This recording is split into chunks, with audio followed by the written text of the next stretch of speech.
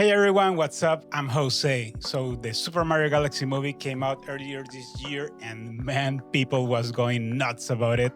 And I get it. Super Mario Galaxy is basically one of the greatest Mario games out there. It's a personal favorite for me and that is mostly thanks to the rolling ball galaxies. In these galaxies, Mario steps into a ball and basically starts moving as best as he can, and the controls can get pretty wacky pretty fast. But the most mind-blowing part is the music system that they did for these galaxies. Pure chef's kiss. As Mario starts to move on top of this ball, the music can get faster or the pitch can get lower or higher and different layers come in and out. All is controlled by the movement from the player. And the thing is that they did it so smoothly that you don't really realize that that is happening until you really pay attention to it. And that's the deal, right? We're speaking about immersion. So, as anyone with some free time would do, I hopped into Unreal and tried to recreate this system as best as I could using the tools that I had. So, come with me and let me show you what I did. So, this is basically our character is a ball that you can move around. And when I get to a certain speed, the music will start to play and everything is going to be controlled based on the speed of the ball. So, check it out. As I accelerate, the music gets quicker thanks to the pitch shift. As I slow down, layers start to fade out and they start to come in as I gain speed. And also, if I completely stop, the music will start on the point that it was left.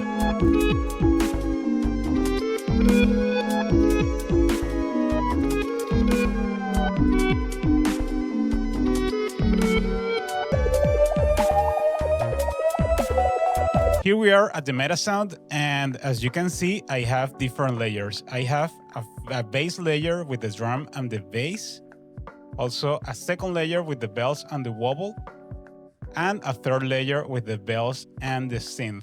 The idea is that these layers are activated based on the speed of the ball, the current speed of the ball. I also have a variable that stores the starting time, so the music will start at different positions, and a variable that changes the pitch of the audio. I also created some logic to fade in the different layers, which can be seen here. I have an interpolation with the target layer and an interpolation time that at the end of the day stores a variable that will serve in order to control the gain of the different layers. Each layer goes to their own mixer, and at the same time, these mixers go into another full mixer where all the layers are, mixed. This is a very useful way to see things because it allows a lot of control on the different layers, which was something that I needed for this system. Now let's go where most of the logic is happening, which is on the blueprint for our main character. I decided to add the music as an audio component for the character because we were gonna grab a lot of parameters and a lot of variables directly from the character, and it makes sense. If this project was meant to get bigger, I would really consider to have a separate music manager system, but for now we're good. Now let's go to the actual logic. So in begin play, I'm setting a timer by an event, and the event is called play music. And what I'm doing here is basically checking the speed of the ball, which you can see as the speed sphere component here. And I'm clamping those on the ranges that work for my controls on my metasounds. So the pitch is clamped on a value from -2 to 2. And in the metasound, you can also see that the input for the pitch is also on a range between -2 and 2. So this input is going to receive the values that are clamped on this variable. And the same thing for the speed. I'm setting it between a range, I'm clamping it in a range between 0 and 1. After setting those variables, I start to check. If the ball speed is higher or equal to 0.05, then I'm going to start all the validations and checks. The cool thing about the Unreal Engine audio component is that natively already have a lot of functions that can get most of the job done. So out of this, we can pull a check to see if the music is actually playing. If it's playing, well, we calculate the timestamp. We're going to go on that on a little bit. We use this node that sets a float value for a parameter, in this case the one called pitch, which is the one that we're going to see over here, this variable. So every time the timer executes, this value is being updated. Then we start to trigger the different layers.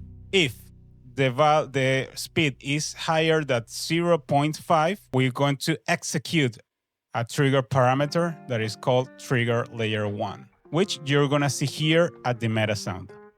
If the ball speed is higher or equal to 0.8, we're going to execute the layer 2, which is our second parameter